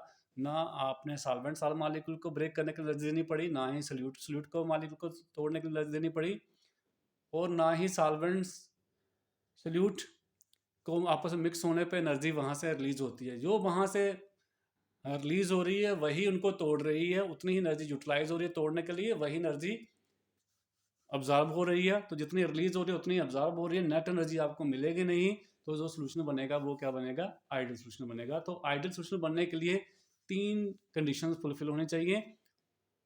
ईच कंपोनेंट शुड ओबे Rawls law, enthalpy of mixing should be 0, volume of mixing should be 0। अगर ये 3 कंडीशन फुलफिल नहीं होती हैं तो फिर उस सोल्यूशन को हम क्या बोलते हैं, नॉन आइडियल सोल्यूशन। अब ये enthalpy of mixing, volume of mixing same कब होंगी, जब लाइक फोर्सेस और अनलाइक फोर्सेस क्या होंगी, सेम होंगी। क्योंकि ना तो एनर्जी देनी पड़ेगी तोड़ने के लिए, ना एनर्जी वहाँ से बाहर निकलेगी। तो उस केस में एंथैल्पी मिक्सिंग 0 होगी। और अगर फोर्स अट्रैक्शन सेम है तो ना स्पेस ज़्यादा बढ़ेगी ना घटेगी उनको ऑक्यूपाई करने के लिए। मान लीजिए जो ए बी के बीच में स्पेस है वही ए के बीच में है, वही बी के बीच में स्पेस ऑक्यूपाई करने की कैपेसिटी है, तो उतनी ही स्पेस ऑक्यूपाई करेंगे मिक्स होने के बाद भी। तो उस केस में वॉल्यूम भी जो है वो बढ़ेगी नहीं। तो उस केस में क्या फॉर्म होगा, आइडियल सोल्यूशन फॉर्म होगा। अगर वॉल्यूम बढ़ जाए, एंथैल्पी में चेंज आ जाए, या जो रॉल्स लॉ है वो ओबे नहीं हो रहा हो, डायरेक्टली प्रोपोर्शनलिटी नहीं हो, उस केस में जो सोल्यूशन होते हैं वो नॉन आइडियल सोल्यूशन होते हैं। अब जब नहीं हो रहा है ना, उस केस में 2 पॉसिबिलिटी है, जहाँ तो फोर्सेस लाइक फोर्सेस स्ट्रांग है, जहाँ अनलाइक फोर्सेस स्ट्रांग है, जहाँ वॉल्यूम बढ़ रही है, जहाँ वॉल्यूम घट रही है, जहाँ एंथैल्पी आपको मिल रही है, जहाँ आपको देनी पड़ रही है एनर्जी। तो ये 2 पॉसिबिलिटी हैं, उसी के बेसिस के ऊपर नॉन आइडियल सोल्यूशन जो है वो 2 तरह के होंगे। ये सारा समझा दिया मैंने एग्जाम्पल, जिसमें आइडियल सोल्यूशन की बेंजीन और टॉलिन। तो सेम फोर्सेस तभी होती हैं अगर मॉलिक्यूल की जो स्ट्रक्चरल नेचर है वो एक जैसी हो। बेंजीन और टॉलिन एक जैसे ही है, एक मिथाइल का फर्क है, तो ऑलमोस्ट फोर्सेस एक जैसी रहेंगी, ज़्यादा फर्क नहीं आएगा। एन हेक्सेन और n heptane, bromoethane and iodoethane, chlorobenzene and bromobenzene. ये बेनिन लिखा हुआ है, गलत है, बेंजीन है। तो ये चारों एग्जांपल किसकी हैं? आइडियल सॉल्यूशन की हैं।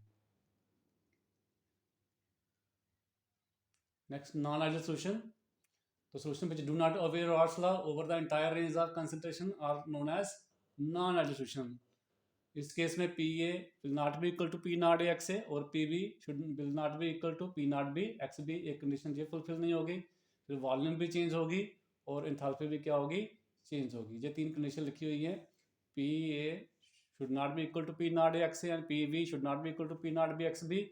और डेल्टा V मिक्सिंग, V नहीं लिखा हुआ है वहाँ पे, हाँ लिखा हुआ है, आगे लिखा है जाके, delta V mixing is not equal to 0 and delta H mixing is not equal to 0। तो जो कई बार एग्जाम में आइडियल सॉल्यूशन और नॉन आइडियल सॉल्यूशन के बीच में डिफरेंस भी आ जाता है, तो जो समझाया वही लिखना है। आइडियल सॉल्यूशन क्या होता है? Interaction between the components are similar, जहाँ अनलाइक फोर्सेस लाइक फोर्सेस क्या होती हैं? सेम होती हैं या डिफरेंट होती हैं। जहाँ एंथैल्पी ऑफ मिक्सिंग 0 होती है, जहाँ मिक्सिंग ऑफ 0 नहीं होती है, जहाँ वॉल्यूम ऑफ मिक्सिंग 0 होती है, जहाँ नहीं होती है। यहाँ पे ईच कंपोनेंट रॉल्स लॉ को ओबे करता है, जहाँ हर कंपोनेंट रॉल्स लॉ को ओबे नहीं करता है। फिर आ जाता है types of non ideal solution. तो नॉन आइडियल सॉल्यूशन की दो टाइपें हैं, एक तो शोइंग पॉजिटिव डेविएशन, एक शोइंग नेगेटिव डेविएशन। तो मान लीजिए अगर आपके पास जो लाइक फोर्सेस हैं, मान लीजिए ए के बीच में फोर्स जो है, बी के बीच में फोर्सेस जो हैं, वो फोर्सेस क्या हैं? स्ट्रॉन्गर फोर्सेस हैं ए बी के मुकाबले में। अब जब ए वी बनना है, यानी सोल्यूशन बनना है, वो फोर्सेस वीक हो गई और जो सॉल्वेंट के बीच में फोर्स थी, सल्यूट के बीच में फोर्स थी, वो स्ट्रॉन्गर थी। तो उस केस में वेपर प्रेशर क्या होगा? सोल्यूशन का वो कम हो जाएगा। और अगर सॉरी उसका उस समय सोल्यूशन का वेपर प्रेशर बढ़ जाएगा, क्योंकि फोर्सेस क्या हो गई हैं? वीक हो गई हैं। अगर जो A B force unlike forces हैं वो स्ट्रांगर हैं, और जो ए फोर्स थी यानी सॉल्वेंट के बीच में फोर्स थी, और जो सल्यूट के बीच में फोर्स थी, बी फोर्स थी, वो क्या फोर्सेस थी? वीकर थी। उस केस में उनकी टेंडेंसी बाहर जाने की ज़्यादा थी। अब जो सोल्यूशन बना है उसमें जो फोर्सेस ऑफ अट्रैक्शन हो गई वो स्ट्रांग हो गई हैं, उस केस में उनकी टेंडेंसी बाहर जाने की कम हो गई है, तो वेपर प्रेशर क्या हो जाएगा? लो हो जाएगा। तो दो तरह के हमारे पास ग्राफ बनेंगे, एक में वेपर प्रेशर हाई होगा, एक में वेपर प्रेशर लो हो जाएगा। जैसे दिया हुआ है यहाँ पे, हमारा लीनियरली फॉलो करना चाहिए था ग्राफ अगर रॉल्स लॉ वे होता, बट यहाँ पे वेपर प्रेशर हाई आ रहा है, ए का भी और बी का भी, और नेट प्रेशर भी क्या हो जाएगा? हाई हो जाएगा।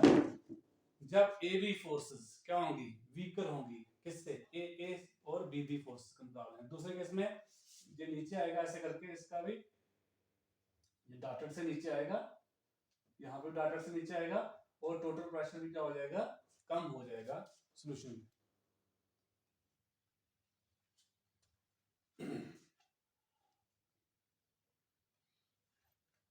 तो इसमें भी एग्जांपल हैं, जैसे इथाइल अल्कोहल और cyclohexane, acetone and carbon disulphide के बीच में, बेंजीन एसीटोन के बीच में, कार्बन टेट्राक्लोराइड क्लोरोफॉर्म के बीच में, एसीटोन और ethyl alcohol and water, ethyl alcohol water के बीच में। देखो आप, वाटर के बीच में हाइड्रोजन बॉन्डिंग होती है, अल्कोहल के बीच में हाइड्रोजन बॉन्डिंग होती है, और अल्कोहल और वाटर के बीच में भी क्या होगी? हाइड्रोजन बॉन्डिंग होगी। इस तरह जहां ऊपर देखिए आप, एसीटोन के बीच में हाइड्रोजन बॉन्डिंग नहीं है, इथाइल अल्कोहल के बीच में हाइड्रोजन बॉन्डिंग है। तो यहाँ लाइक फोर्सेस हैं, डाइपोलर फोर्सेस हैं, डाइपोल इंटरेक्शन है, यहाँ पे हाइड्रोजन बॉन्डिंग है। जब से मिक्स होंगे तो एसीटोन और इथाइल अल्कोहल के बीच में हाइड्रोजन बॉन्डिंग फॉर्म हो जाती है, तो जो स्ट्रॉन्गर है। यहाँ पे उन्होंने ग्राफ जो है एक का ही प्लॉट किया, मैंने आपको दिखाया ऊपर, आप दोनों कर सकते हैं। ये दिखाया हुआ है शोइंग पॉजिटिव डेविएशन के लिए, नेगेटिव के लिए ग्राफ। ये जो नॉर्मल लाइन है ये आपकी डॉटेड से नीचे आएगी, टोटल प्रेशर कम हो जाएगा, सॉल्वेंट का भी, सॉल्यूट का भी, और सॉल्यूशन का प्रेशर भी क्या हो जाएगा? कम हो जाएगा सॉल्यूशन में। ठीक है, तो ये आपने ध्यान देना है। ग्राफ एक ही है, यहाँ पे दोनों प्लॉट कर सकते हैं आप लोग। तो यहाँ पे आपको मैंने बताया पॉजिटिव डेविएशन कब होगा, नेगेटिव कब होगा। नेगेटिव तब होगा जब ए बी अनलाइक फोर्सेस क्या होंगी? स्ट्रॉन्गर होंगी। और पॉजिटिव डेविएशन कब होगी? जब अनलाइक फोर्सेस वीकर होंगी। जब लाइक फोर्सेस क्या हैं? स्ट्रॉन्गर हैं, अनलाइक फोर्सेस वीकर हैं, तो ए बी के बीच में फोर्स वीक हो गई है, जब ए बी के बीच में फोर्स वीक होगी तो वो ज़्यादा स्पेस ऑक्यूपाएगा, तो वॉल्यूम सोल्यूशन की क्या हो जाएगी, बढ़ जाएगी। तो आपकी जो डेल्टा वी मिक्सिंग है वो ग्रेटर देन 0 आएगी। जब unlike forces A B forces stronger होंगी, उस केस में स्पेस वो कम ऑक्यूपाई करेगा, वॉल्यूम कम हो जाएगी, तो सोल्यूशन की वॉल्यूम कम हो गई है एज कम्पेयर टू सॉल्वेंट और सोल्यूट को ऐड करके। तो उस केस में आपका डेल्टा वी मिक्सिंग जो है वो क्या आएगा, नेगेटिव आएगा। तो याद रखिए दो पॉसिबिलिटी है, एक में पॉजिटिव आएगा, एक में नेगेटिव आएगा। तो कहाँ पॉजिटिव आएगा कहाँ नेगेटिव आएगा, उसी हिसाब से हमारे पास नॉन आइडियल सोल्यूशन दो तरह के हैं, एक शोइंग पॉजिटिव डेविएशन, एक शोइंग नेगेटिव डेविएशन। तो पॉजिटिव डेविएशन तब होगा, अब मैं ब्रीफ करने जा रहा हूँ दोबारा से, पॉजिटिव डेविएशन तब होगा जब अनलाइक फोर्सेस वीक होंगी, अनलाइक फोर्सेस वीक होंगी तो डेल्टा वी मिक्सिंग क्या आएगा, ग्रेटर देन 0 आएगा। जब अनलाइक फोर्सेस वीकर हैं तो उनके बीच, उनको बनाने के लिए जो फोर्स, जो इंथैल्पी है जो रिलीज होगी वो कम रिलीज होगी, और जो उनको तोड़ने के लिए आपको एनर्जी देनी पड़ेगी वो ज़्यादा देनी पड़ेगी। तो मतलब आपको नेट जो है एनर्जी अब्जॉर्ब होगी, डेल्टा एच जो है मिक्सिंग क्या आएगा, ग्रेटर देन 0 आएगा, डेल्टा बी मिक्सिंग भी ग्रेटर देन 0 आएगा पॉजिटिव डेविएशन में। ऐसे ही नेगेटिव डेविएशन कब होगी, जब क्या होंगी, अनलाइक फोर्सेस क्या होंगी, स्ट्रांगर होगी। जब अनलाइक फोर्सेस स्ट्रांगर होगी, वॉल्यूम कम होगी फाइनल, तो डेल्टा वी मिक्सिंग क्या आ जाएगा, लेस देन 0, नेगेटिव आएगा। इसी तरह से जब फोर्सेस स्ट्रांगर हैं तो एनर्जी ज़्यादा रिलीज होगी, तो इंथैल्पी क्या होगी, इवॉल्व होगी, तो उनको हम क्या बोलते हैं, डेल्टा एच क्या आएगा आपका, नेगेटिव आएगा। उस केस में डेल्टा वी मिक्सिंग भी नेगेटिव आएगा और डेल्टा एच मिक्सिंग भी क्या आएगा, नेगेटिव आएगा। तो दो तरह के आपको नॉन आइडियल सोल्यूशन मिलेंगे, एक शोइंग पॉजिटिव डेविएशन, एक शोइंग नेगेटिव डेविएशन। तो यहाँ पे एक्सप्लेनेशन दी हुई है, यही जो मैंने आपको समझाया वही एक्सप्लेनेशन है। नॉन आइडियल सोल्यूशन भी नीचे दिया हुआ है, इन्होंने 1 बाय 1 दोनों का अलग अलग करके लिखा है। मैं कह रहा था शायद एक ही ग्राफ प्लॉट किया और दूसरा भी किया हुआ है इन्होंने। ये आ गया non ideal solution negative deviation के लिए, ऊपर कौन सा है, पॉजिटिव डेविएशन वाला है। तो देख लीजिए जहाँ तीनों कंडीशन डेल्टा एच मिक्सिंग जो है पॉजिटिव है, फिर एक्सप्लेनेशन दिया हुआ इसका क्यों, जो मैंने समझाया आपको। फिर नीचे आ गया आपका नेगेटिव डेविएशन, जहाँ पे भी वही जो मैंने समझाया आपको वही लिखा हुआ, आप नज़र लगा लीजिए। ये इसकी एग्जांपल्स आ गई नीचे, फिर एक्सप्लेनेशन जो मैंने जिस तरह समझाया उसी तरह से है, पढ़ के आप एक नज़र लगाएं। जहाँ पे भी आपको कोई डाउट आता है आप मेरे साथ शेयर कर सकते हैं, व्हाट्सएप पे भी कर सकते हैं, टेलीफोनिकली आप बात कर सकते हैं। मेरा नंबर आपको पता ही है 9469712183। व्हाट्सएप भी इस पर कर सकते हैं, जहाँ आप यूट्यूब पे ही कमेंट करके लिख सकते हैं कि सर हमें इस टॉपिक का जो पॉइंट आपको क्लियर नहीं हुआ है, तो मैं उसका फिर से आपको समझाने की कोशिश करूँगा।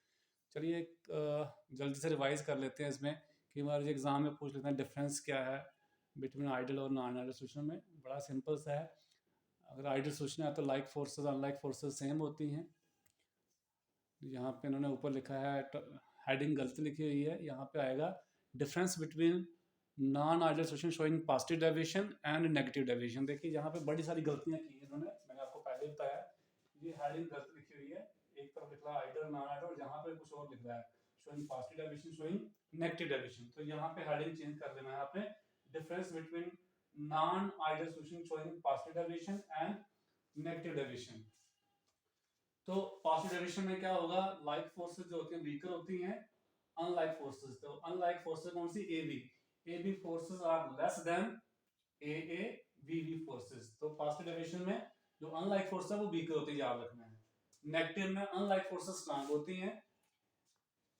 पी ए यहाँ क्या है, greater than P not A x A, और पी बी क्या आता है, greater than P not B x B. क्योंकि अगर वीकर फोर्सेस हैं तो उनकी कैपेसिटी भी ज्यादा होगी, निकलने की बाहर टेंडेंसी ज्यादा होगी, तो उनका वेपर प्रेशर भी क्या होगा, बढ़ेगा। यहाँ पे क्या इंटरनल फोर्सेस स्ट्रांग है तो वेपर प्रेशर क्या हो जाएंगे, कम हो जाएंगे। तो P A less than P naught x A, P B less than P not B x B आएगा। डेल्टा एक्स मिक्सिंग पॉजिटिव होता है, यहाँ नेगेटिव होता है, ऑलरेडी कर लिया है। एंडोथर्मिक है, एक्सोथर्मिक है, इसमें अब्जॉर्ब होती है, इसमें इवॉल्व होती है। इसमें heating increases solubility, heating decreases solubility. अगर यहाँ पे हम हीट करते हैं तो आपको वही ली चैटलर प्रिंसिपल स्टडी करना है वहाँ पे, 11th में दिया हुआ है सॉल्युबिलिटी के ऊपर क्या असर पड़ता है, तो टेम्परेचर इंक्रीज, क्योंकि एंडोथर्मिक प्रोसेस है, टेम्परेचर इंक्रीज करने से एंडोथर्मिक फेवरेबल होती है, तो जो सॉल्युबिलिटी वो बढ़ेगी। यहाँ पे क्या होगा, सॉल्युबिलिटी घटेगी। डेल्टा वी मिक्सिंग यहाँ पे क्या होता है, पॉजिटिव होता है, और यहाँ पे क्या होता है, नेगेटिव होता है। नेक्स्ट के बार एग्जाम में क्वेश्चन पूछते हैं व्हाट आर एजियोट्रोप्स। तो एजियोट्रोप्स क्या होते हैं, ऐसे मिक्सचर होते हैं जो जिनका बॉइलिंग पॉइंट क्या होता है, कांस्टेंट। मिक्सचर जनरली क्या होता है, दो लिक्विड को आप मिक्स करते हो, जब आप उनको बॉयल करते हो तो वो अपने अपने बॉइलिंग पॉइंट के ऊपर क्या करते हैं, बॉयल करते हैं। बट कई बार मिक्सचर ऐसे बनते हैं दोनों एक साथ आते हैं, एक ही टेम्परेचर पे आते हैं, तो ऐसे मिक्सचर जो जिनका कांस्टेंट बॉइलिंग पॉइंट होता है उनको हम क्या बोलते हैं, एजियोट्रोप्स बोलते हैं। तो some solution exhibit very large positive deviation from Raoult's law that there is a maximum in the vapor pressure curve which is above the vapor pressure of the either pure components। चलो ये पढ़ लीजिए, मैं समझाता हूँ आपको क्या है ये। For one of the intermediate composition, the total vapor pressure of such a solution will be the highest and the boiling point will be the lowest. At this point, the composition of liquid and vapor phase is same and the liquid mixture boils at constant temperature and remains unchanged in composition. Therefore, this liquid mixture distills over as if it is a pure liquid. Solution acquires the property of boiling at a constant temperature and remains unchanged in composition. तो आपने इतनी लंबी चौड़ी कहानी नहीं लिखनी है exam में, आपने सिंपल लिखना है a constant boiling mixture is known as azeotrope. अब इसमें एजियोट्रोप का हम ग्राफ से आपको समझाने की कोशिश करेंगे। अगर ये स्मार्ट बोर्ड होता ना तो मैं आपको यहाँ पे एडिट करके बता सकता था क्या है। चलो फिर भी कोशिश करते हैं समझने की ग्राफिकली। जो ऊपर हमने ग्राफ देखे, हाँ जी, इस पे आ जाइए। तो ये हमारे पास सोल्यूशन का ग्राफ है, सोल्यूशन का वेपर प्रेशर जहाँ पे जा रहा है इस तरह से। तो अगर आप देखेंगे नेगेटिव डेविएशन के लिए जो ग्राफ है वो नीचे जा रहा है। अब जब ग्राफ नीचे जा रहा है, ये बेसिकली ग्राफ है किसका है, ये है वेपर प्रेशर का, सोल्यूशन का। तो वेपर प्रेशर और बॉइलिंग पॉइंट में क्या रिलेशन है जी, आपको पहले भी लोअर क्लास में 11th में भी शायद पढ़ाया होगा। तो बॉइलिंग पॉइंट होता क्या, बॉइलिंग पॉइंट क्या है, एक टेम्परेचर है जिस टेम्परेचर के ऊपर कोई लिक्विड क्या करता है, बॉयल करता है जी। हो गया एज ए लेमैन, किसी को पूछ लीजिए। एज ए केमिस्ट, जहाँ अगर आप फिजिक्स नोइंग हो तो आपने बॉइलिंग पॉइंट कैसे बताना है। बॉइलिंग पॉइंट क्या होता है, एक टेम्परेचर है जिस टेम्परेचर के ऊपर किसी लिक्विड का वेपर प्रेशर जो होता है वो एटमॉस्फेरिक प्रेशर के बराबर होता है। जहाँ अगर एटमॉस्फेयर नहीं है, एक्सटर्नली कुछ ढक्कन शक्कन लगाया आपने बर्तन के ऊपर, तो एक्सटर्नल प्रेशर कितना है।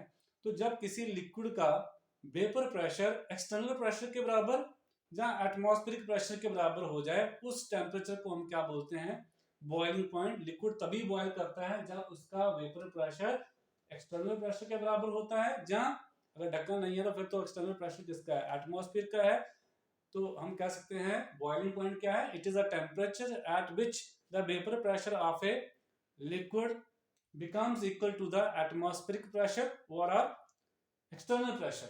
अब यहाँ पे सॉल्यूशन के प्रेशर को क्या हो रहा है, वेपर प्रेशर को, तो जैसे जैसे आप इधर जा रहे हैं, यहाँ एक्स से देखो, एक्स भी देखो, कुछ भी इनकी कंपोजिशन चेंज होती जाएगी। जैसे इधर जाओगे एक्स से एक्स भी दोनों चेंज होंगे। जब एक्स से इतना है तो वेपर प्रेशर इतना है, जब एक्स से इतना है तो वेपर प्रेशर इतना। सॉल्यूशन का एक्स भी होगा कुछ ना कुछ उसमें अमाउंट। तो ग्राफ नीचे जाता जा रहा है, जाता जा रहा है, जाता जा रहा है, जाता जा रहा है, जाता जा रहा है। एक स्टेज आएगी जब ये यहाँ पे मिनिमम हो गया, आप ये ऊपर जाना शुरू हो गया। अब ये जो पॉइंट है जहां पे वेपर प्रेशर सॉल्यूशन का सबसे कम है, जिस पॉइंट पे वेपर प्रेशर सबसे कम होगा, ये जो कंपोजिशन वाला सॉल्यूशन है, मान लीजिए इसका पॉइंट है, यहां से आप जहां ड्रा कीजिए परपेंडिकुलर, तो आपको पता चल जाएगा एक्स ए कितना है और एक्स बी कितना है। तो उस कंपोजिशन का जो सॉल्यूशन होगा उसका बॉइलिंग पॉइंट क्या होगा, वेपर प्रेशर लो हो गया, तो वेपर प्रेशर और बॉइलिंग पॉइंट आपस में इनवर्सली प्रोपोर्शनल होता है। जितना वेपर प्रेशर लो होगा उतना बॉइलिंग पॉइंट हाई होगा। तो ये वाला जो मिक्सचर बनेगा जिसका वेपर प्रेशर सबसे लोएस्ट है, उस कंपोजिशन का बॉइलिंग पॉइंट सबसे क्या होगा, हाईएस्ट होगा। और ये mixture as a pure liquid की तरह बॉयल करेगा, ना कि दो अलग अलग लिक्विड अलग अलग से बॉयल नहीं करेंगे। ये जो इस कंपोजिशन का मिक्सचर होगा वो एज ए प्योर लिक्विड की तरह बिहेव करेगा, ना कि दो लिक्विड के मिक्सचर की तरह। तो यही मिक्सचर क्या कहलाएगा, एजियोट्रोप। अब इस केस में क्या है, जो लोएस्ट वेपर प्रेशर पे कंपोजिशन आ रही है वो आएगा हाईएस्ट बॉइलिंग पॉइंट वाला मिक्सचर। तो अगर नेगेटिव डेविएशन वाला आपके पास सोल्यूशन है, नॉन आइडियल सोल्यूशन, तो उसमें एजिट्रोप कौन सा बनता है? Maximum boiling point, high boiling point वाला बनेगा, क्योंकि इस कंपोजिशन का जो बॉइलिंग पॉइंट है वो क्या होगा? मैक्सिमम होगा। अगर हमने नेगेटिव डेविएशन के बजाय पॉजिटिव डेविएशन ले, तो ऊपर ग्राफ है, वहां पे चलते हैं। हाँ, इस ग्राफ पे देखिए, यहाँ पे सोल्यूशन का वेपर प्रेशर बढ़ता जा रहा है, बढ़ता जा रहा है, बढ़ता जाएगा, बढ़ता जाएगा, अब इधर पहुंच रहा है, फिर एक स्टेज आएगी जब ये डिक्रीज होना शुरू हो गया है। अब जिस पॉइंट पे डिक्रीज शुरू हुआ है, उस पॉइंट पे इसका मैक्सिमम वेपर प्रेशर है। इधर भी कम है, इधर भी कम है, at but particular time point के ऊपर वेपर प्रेशर क्या है? मैक्सिमम है। अगर वेपर प्रेशर मैक्सिमम है, तो इस कंपोजिशन का जो सोल्यूशन होगा उसका बॉइलिंग पॉइंट क्या होगा? मिनिमम होगा।